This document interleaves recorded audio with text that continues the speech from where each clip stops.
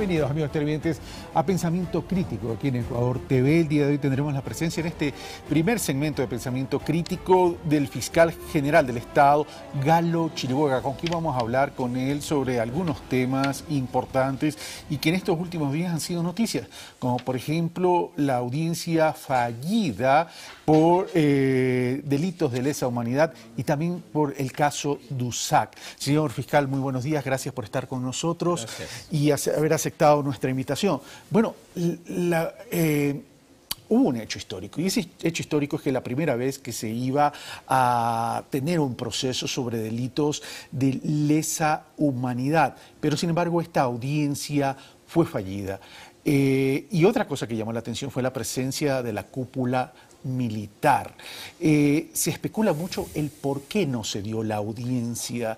Si bien un certificado médico daría la impresión que la jueza habría violentado el proceso en términos de que no contrastó ese certificado médico. Señor fiscal. Gracias, buenos días. Yo diría que tenemos que ser precisos, no es que no va a haber la audiencia va a haber. Una vez de que quede aclarada la situación de este oficial que presentó un certificado médico con un estado de salud que, en opinión de ese médico, no le permitía asistir a la audiencia. La opinión de la Fiscalía es la siguiente: ese documento tenía que haber sido puesto en consideración de las partes, la Fiscalía, la defensa pública o privada y también del acusador particular. Eso no ocurrió y se declaró fallida la audiencia por la inasistencia de este oficial con este justificativo. Nosotros ayer presentamos un escrito a la Corte solicitando que nos remitan una copia certificada de ese informe, también con todos los sustentos médicos que avalicen exactamente cuál era la situación de este oficial, para que sepamos cuántos días de incapacidad tendrá e insistir que se fije nuevo día y hora para la audiencia. Pero en todo caso, la jueza pudo haber continuado con el proceso de los presentes y se hubiera podido dejarse la audiencia para el procesado ausente en otra ocasión.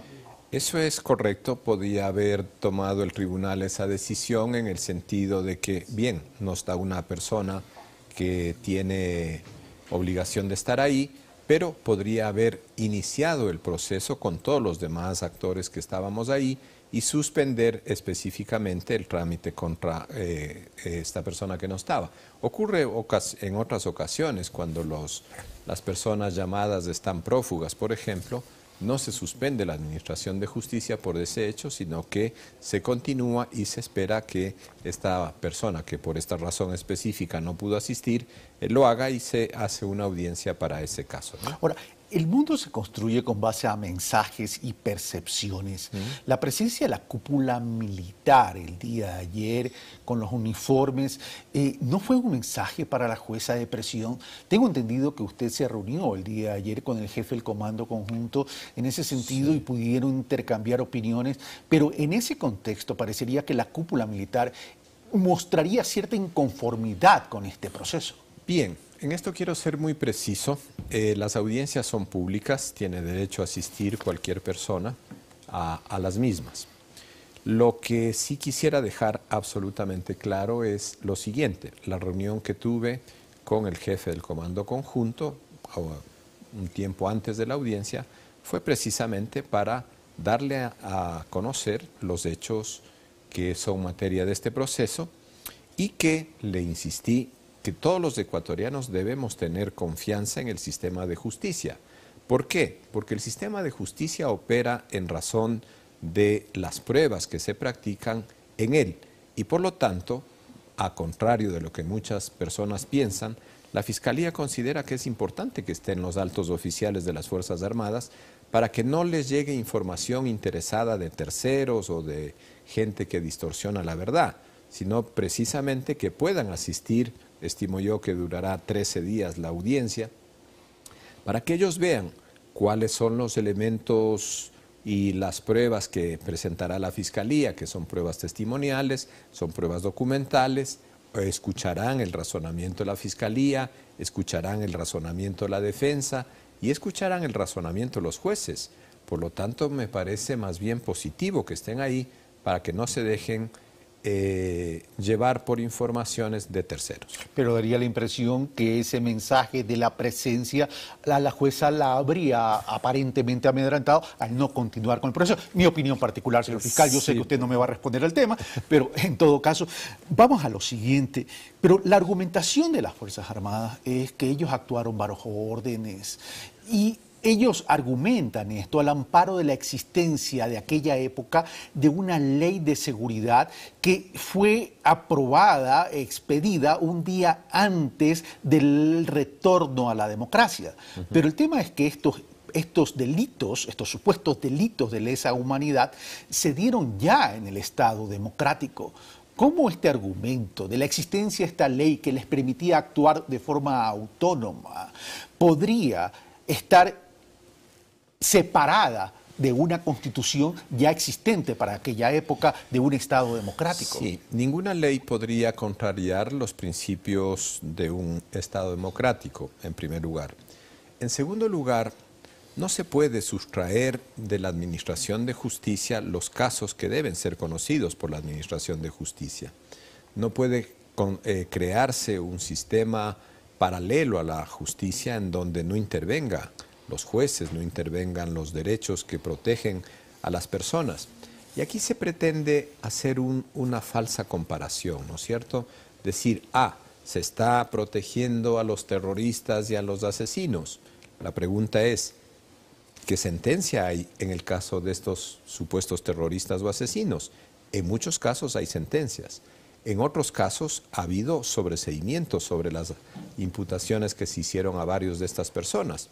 Por lo tanto, no cabe afirmar eso, porque es llegar a una contradicción que es inaceptable. Es decir, se quiere judicializar unos temas que estuvieron fuera de la justicia y bajo ese objetivo de la democracia se pretende decir, nos persiguen a nosotros que somos los buenos y se quiere favorecer a los malos.